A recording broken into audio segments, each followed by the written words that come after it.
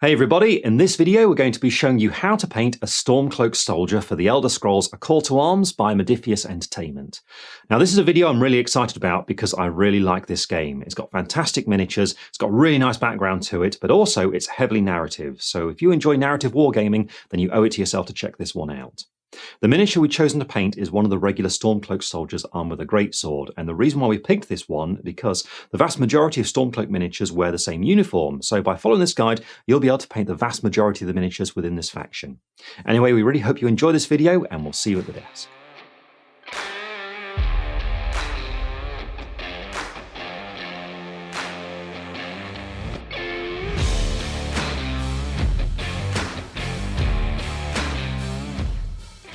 To paint your Stormcloak soldiers, the first thing that you need to do is to undercoat the miniatures, and in fact the perfect colour to undercoat them with is Zandri dust spray from Citadel.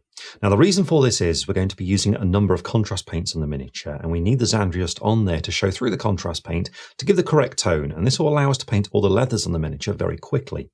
Now if you don't have access to Zandri dust spray, don't worry about it. Instead just undercoat the miniatures in whatever colour you want, then completely paint them with Zandri dust before you begin. And once your model is Zandri dust, we can start blocking in these details. And to begin with, what we need is some Fyreslayer Flesh. Now this is going to be for the majority of the leather on the miniature, and to apply it what you should do is get a medium to large brush and that holds a good point. And so what I have here is a regiment brush from the Army Painter. To apply it, get some onto a regular palette like this so you can control how much you're applying onto your miniature. Don't use a wet palette for this because it doesn't behave correctly on it. A normal palette is what you want to go for here. And just get some ready, making sure it's not overloaded on your brush like that. Just using some tissue should you need to absorb any excess away. Once you've got some loaded up on there, it's just a matter of picking out the details that we want to be this colour, which in this case are the padded leather that you can see around there, and also the greaves on the front of the legs just there.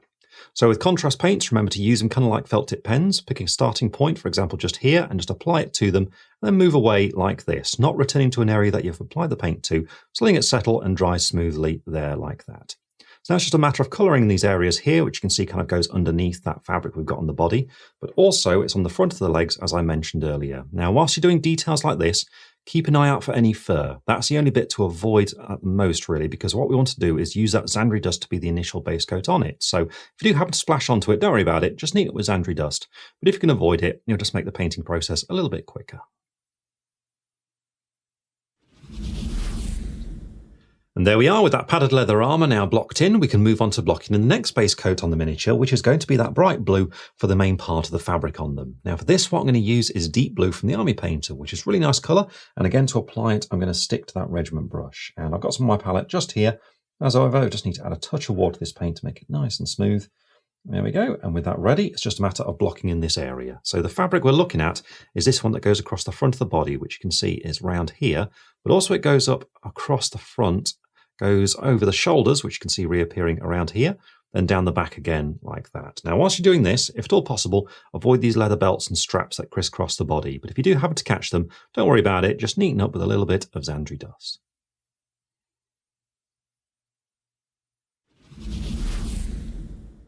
And with that blue applied, we've now established the two main colours on the miniature, and we can start moving on to base coating in some smaller details. And for this, we're going to return to some contrast paint, because now what we need is a small amount of Snakebite Leather.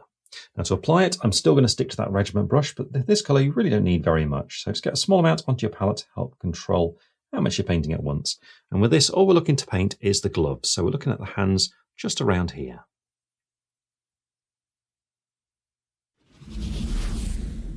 And there we are, the gloves are painted, and we can now move on to the next contrast paint, which is going to be Black Templar. Now this again is for some specific details in the miniature, and because Zandri dust is going to show through, it's actually going to be a little bit brownish, this colour. And to apply it, again, I'm going to stick to that regiment brush, just like we've been doing so far. So again, just use the palette to get it ready, and bear in mind that this is a very strong contrast paint, so I'm actually going to add a touch of water to this. Not very much, but just a little bit like that, just means it's going to be a little bit easier to control it.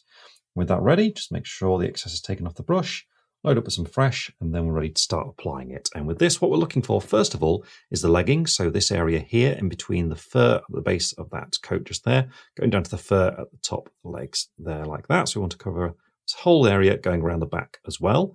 In addition, we want to pick out the shoes at this stage. So all this area down here, just letting the paint just run over, going right up to that fur and letting that texture that's down there stand out as well.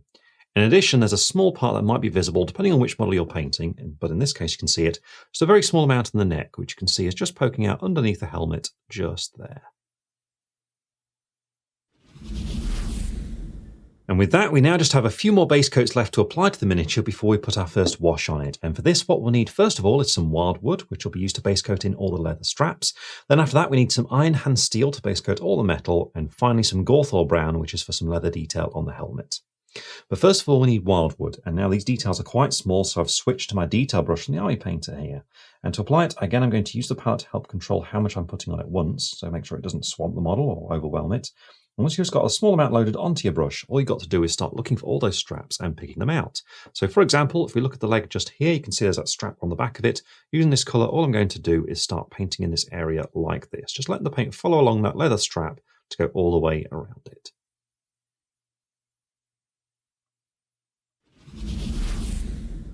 And there we are, that's all the straps base coated as well. And I just want to quickly point out, I also painted that colour on the underside of the padded coat as well. And with that done, we can now move on to base coating the metal. And for this, you need some iron hand steel, back to that regiment brush. And this is mostly for the sword and the helmet, but also keep an eye out for any chainmail. Don't worry about the little buckles though, we'll come back to those later on.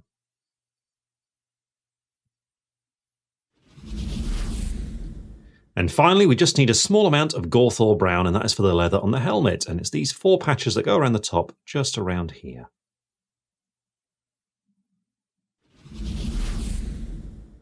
And there we are, we've now finished applying all the base coats to the miniature that can all be washed at the same time, so we're going to move on to doing that now. And you might be wondering at this stage that you've already put some contrast paints on there which kind of shade themselves, so do you need to do this wash on them? And what we're going to do actually is just emphasize the shading that's there already. So what you'll find is the wash we put on now just darkens down the recesses a little bit more and embeds the whole colour scheme together.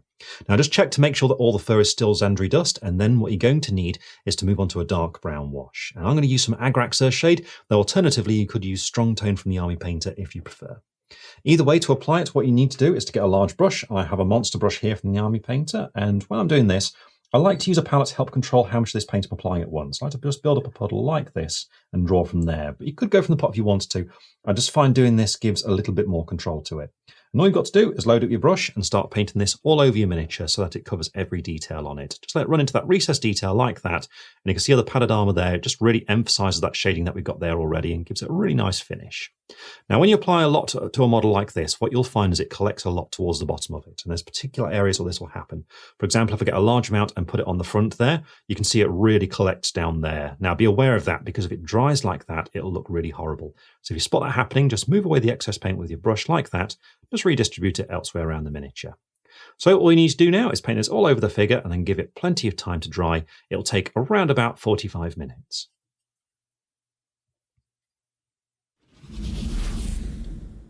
That wash is now completely dry, and you can just see it's really embedded all those colours together and given lots of definition as well. And with that done, we now just need to paint in a little bit of flesh because some skin can be seen on this warrior's arms.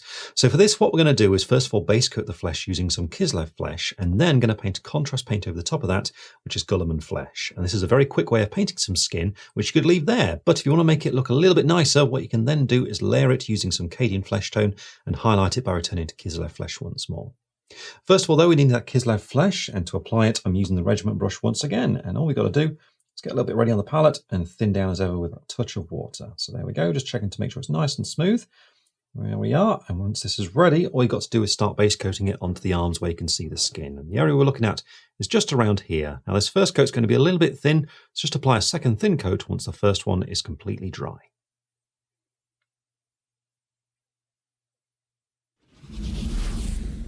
With that base coat applied, the next step is to apply some Guilliman Flesh all over the skin, once again applied with that regiment brush.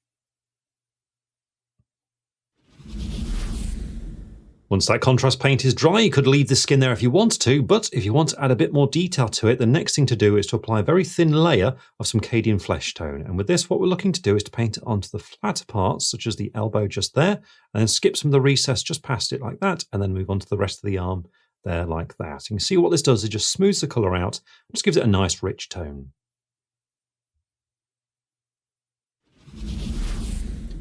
And then finally, we're ready to return to Kislev Flesh for a fine highlight. And with this, all we need to do is to apply a small amount onto the bits that stand out the most. So for example, on the elbow, just a little bit along there, then looking for the tops of any muscles and just picking them out as well. And there we are, with that highlight applied, the skin on the arms is now complete, and we can move on to the next phase of painting the miniature, which is to do a little bit of layering to brighten up some of the details. And for this, all we need is to return to Iron Hand Steel and then return to Deep Blue from the Army Painter. But first of all, I'm going to be using Iron Hand Steel, and to apply it, I've now switched to a brush from Citadel. I have here a small layer, which is a nice size for the kind of thing that we're going to be doing at this stage. What you need to do is to get some paint on your palette as ever, and plus that little touch of water. But this time, what we're looking to do is to pick out specific parts on the sword in particular. So once you've got your paint thin down, what we're looking to do is to look for the flatter areas and apply this colour to it, but avoid the recesses that we've got from the definition, from that shading that we've got earlier on. So for example, if we look at the sword's crossguard just here, what I'm looking to do is to apply a thin coat to the top of it. Now it is textured, but what we're looking for is the deeper recesses. So that is, for example, where it meets the bottom of the blade just there. So I'm not going to paint directly into that deepest corner there, so just on this flat part here and on the other side as well, just avoiding that ridge in the centre, like that. And this way I get a nice brighter finish on the sword, whilst also retaining the definition from the shading. And with that done, you can see now we've got a really nice shine on the sword, and we can move on to layering the blue details on this fabric that's going around the body. And for this, we're returning to Deep Blue, still applied to that small airbrush from Citadel. And again, we're looking to paint this onto the flatter areas whilst avoiding those recesses. So in this case, it's just a matter of looking for the tops of these creases that you can see are all running down like this, so avoiding those deeper ones that we've got in between them.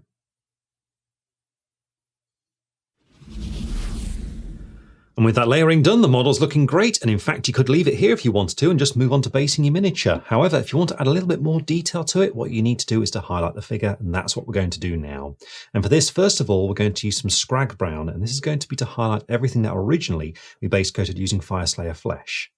Now to apply it, go for a smaller brush, and I'm using a detail brush again from the Army Painter, and with this, what we're looking to do is to emphasise the areas where the light will be catching on that padded armour. So just some small highlights applied to it, just to make it stand out a little bit more.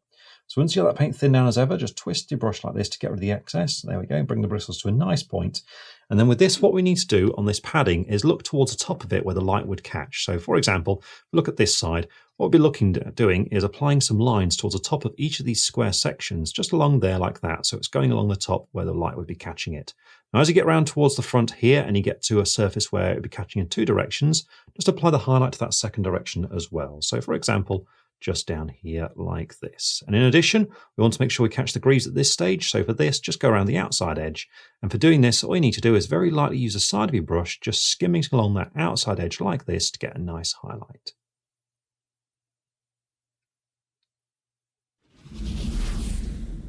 And there we are, with that highlight applied, all the padded armour is now complete, and now we can move on to finishing off that blue fabric. And for this, the colour we need is some Thunderhawk Blue from Citadel, once again applied using that detail brush. And with this, what we're looking to do is much the same technique as in the previous stage, looking for those raised areas and picking them out. So what we need to do is to make sure the paint's under control by thinning it down as ever with that touch of water.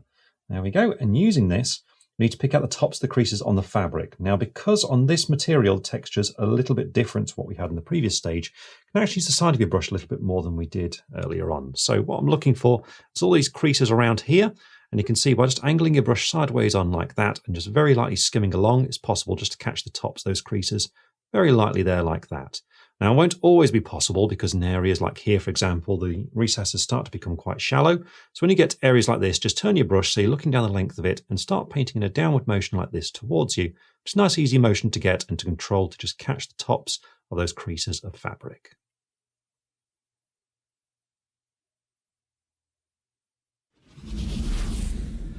And there we are, with that highlight applied, the blue detail is now complete as well, and we can move on to applying the final highlights onto the miniature, for which we just need 4 colours.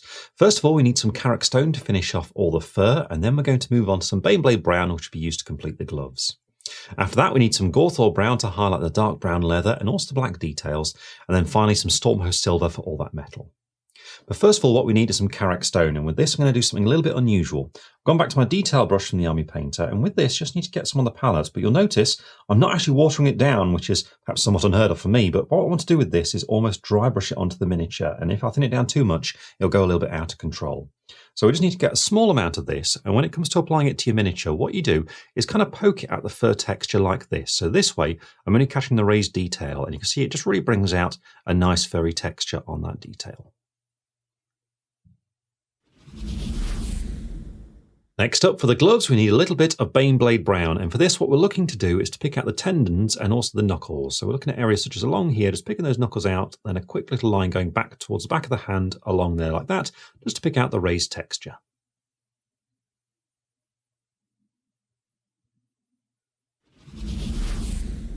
And there we are, the gloves are complete, and now we can move on to some Gorthor Brown, for which we're going to be highlighting, first of all the dark leather stuff. So anything we base coat with Wyldwood earlier on, just looking for those edges and gently picking them out using the side of the brush. Just turn the model so you're comfortably going to be accessing that edge and just skim along it there like that. In addition, we can use this colour to highlight the black details that we paint with Black Templar, such as on the trousers down here, and all you've got to do is just pick out where the kneecap's going to be, so around about there, and any stitching down the side of them, such as just along here.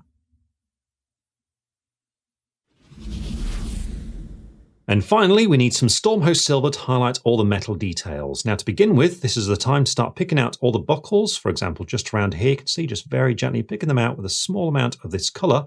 But in addition, of course, we need to highlight all the silver details. So areas such as the sword and the helmet, looking for the edges of these parts and just gently picking them out, just like we have been doing in the previous stages.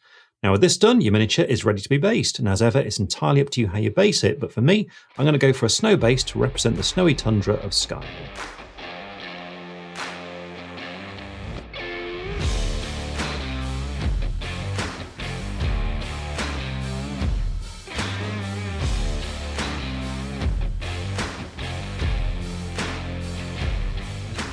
And with the base now fully painted, this Stormcloak soldier is complete and ready to fight in the name of the liberation of Skyrim, and of course to go on adventures, at least until he takes an arrow to the knee. So as you've seen, painting these models is very straightforward, especially if you make use of Citadel's contrast paints. But if you choose to do so, just be sure that you undercoat your model with Zandri dust. It's very important that you do so because this colour shows through the contrast paints and gives the correct tones that we want. Now, if you don't have access to Zandri dust spray, you can simply paint your model entirely with Zandri dust before you start applying the contrast paints to it. Just be sure to start out with an undercoat that's a nice neutral tone to let you paint Zandri dust over it. Something like a medium grey will be perfectly fine.